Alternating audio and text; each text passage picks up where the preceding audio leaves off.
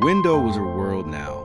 It sat above the kitchen sink, a square of glass framed in peeling white paint, overlooking the quiet street of Maple Lane.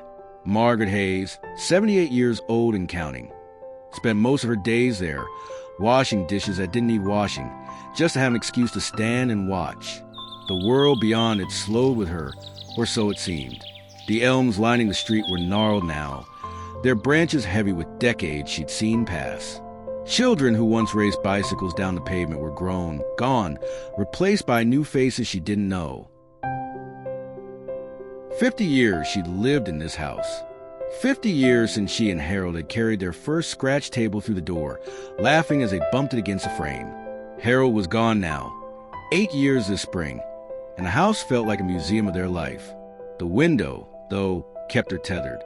It was where she'd wave him off to work each morning, where she'd watch their daughter, Ellen, toddle into the yard, and where she'd stood, heart sinking, when the ambulance took him away that last time. This morning, like every morning, Margaret filled the kettle, set it to boil, and took her post.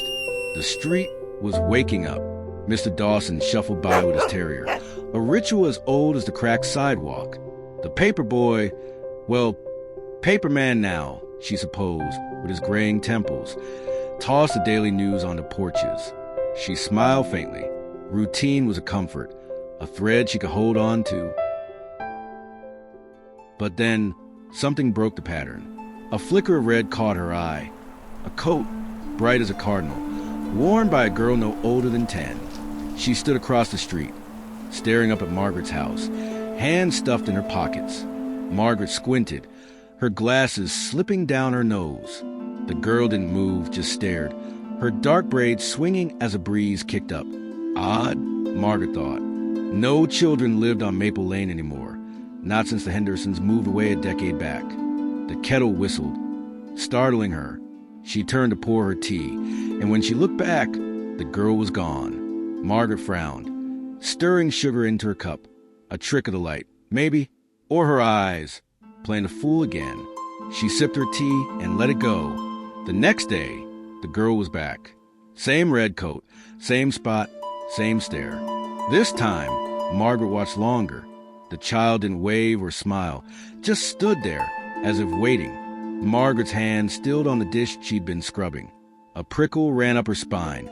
Not fear exactly, but something close. She dried her hands, shuffled to the front door, and stepped onto the porch. Hello? She called, her voice creaky from disuse. The street was empty. No red coat, no girl. Just the wind rustling leaves across the pavement. Margaret shook her head. Getting daft, old woman? She muttered, retreating inside. By the third day, she was ready. When the red coat appeared, Margaret didn't hesitate. She grabbed her shawl, slipped on her loafers, and marched out, well, shuffled out as fast as her hips allowed. The girl was still there, unmoving. Up close, Margaret saw her better. Pale cheeks, wide brown eyes, a smudge of dirt on her chin. She looked lost. Are you all right, dear? Do you live nearby? Margaret asked, softening her tone. The girl tilted her head, saying nothing. Then, slowly, she pointed at Margaret's house. No, not the house. The window.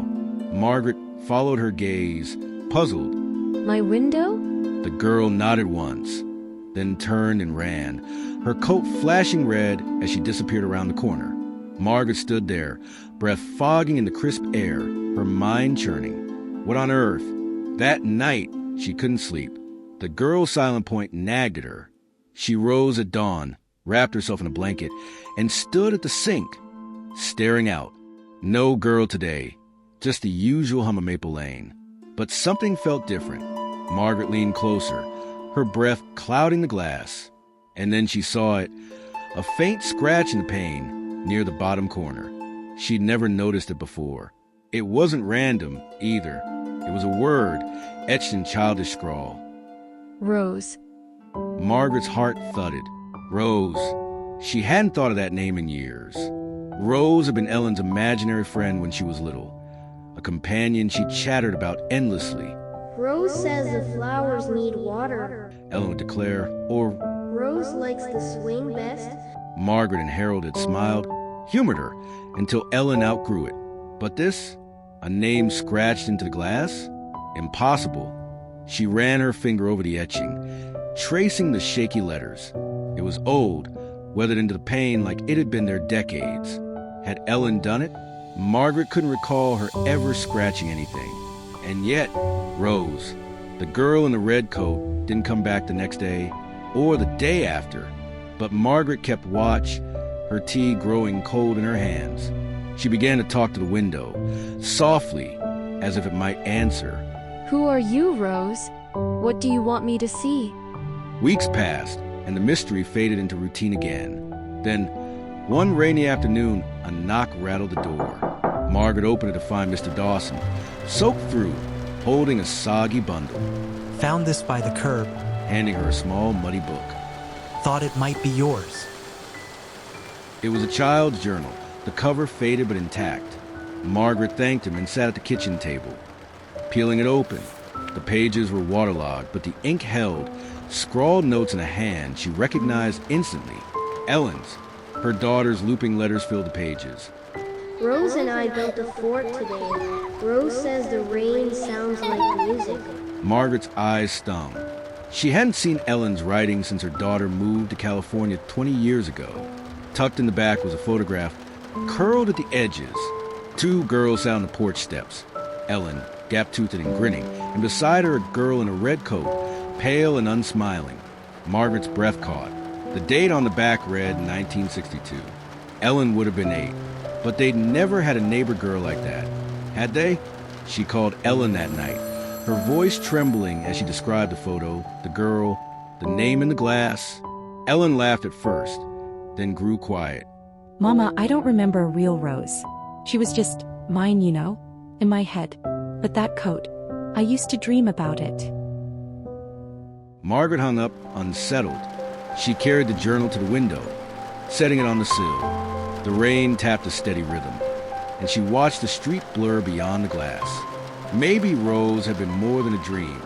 Maybe she'd lingered here, tied to this house, this window, waiting for someone to notice.